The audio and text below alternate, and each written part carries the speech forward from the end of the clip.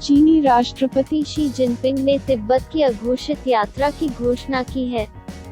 चीनी social media पर साझा किए गए वीडियो क्लिप में वाशिंगटन स्थित एक वकालत समूह शीनिंग-3 शहर में लोगों को संबोधित करते हुए लासा के बर्फोर इलाके में एक दुकान से बाहर निकलते हुए टिप्पणी करते हुए दिखाई दे रहे हैं। सार्वजनिक दलाई लामा के पारंपरिक शीतकालीन निवास पोटाला पैलेस के सामने तिब्बत की शांतिपूर्ण मुक्ति के लिए स्मारक का सामना करते हुए संबोधित किया।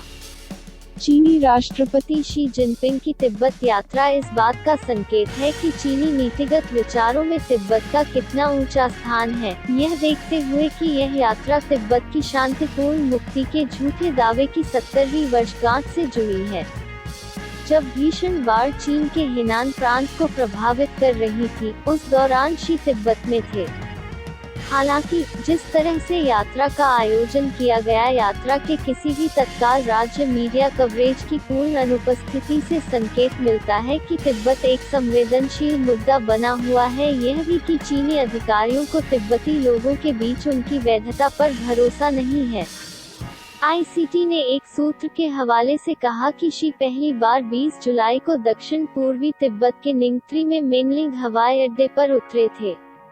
शी ने निंगथ्री में एक जनसभा को संबोधित करते हुए कहा कि 10 साल पहले, जब वह 17 सूत्री समझौते की 60वीं वर्षगांठ को चिन्हित करने के लिए चीनी सरकार के प्रतिनिधिमंडल के प्रमुख के रूप में आए थे, तो वह पहले लासा गए थे। लेकिन इस बार उन्होंने कहा, वह पहले निंगथ्री में लोगों से मिलने आए, उनसे कहा कि एक भी जातीय समूह को पूरी तरह से आधुनिक समाजवादी चीन बनाने के प्रयासों में पीछे नहीं रहना चाहिए। हालांकि शी की कहीं भी यात्रा के लिए भारी सुरक्षा की उम्मीद है।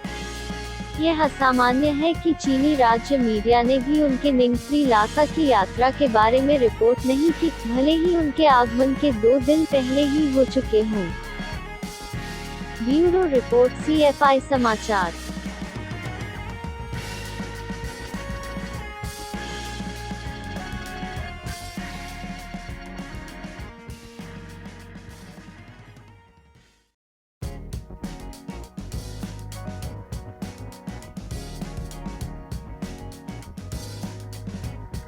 अफगानिस्तान के कंधार प्रांत में 100 से ज्यादा लोगों की हत्या की गई है।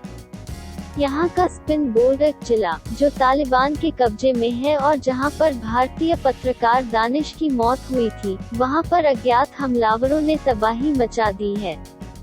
इस हमले की जानकारी टोलो न्यूज ने दी है। अफगान सरकार ने इस हमले के लिए तालिबान को जिम्मेदार ठहराया है, लेकिन तालिबान ने इसकी जिम्मेदारी लेने से इनकार कर दिया है। अफगान की सुरक्षा एजेंसियों ने बताया कि स्पिन बोर्डक में अभी भी कई नागरिकों के शव जमीन पर पड़े हैं।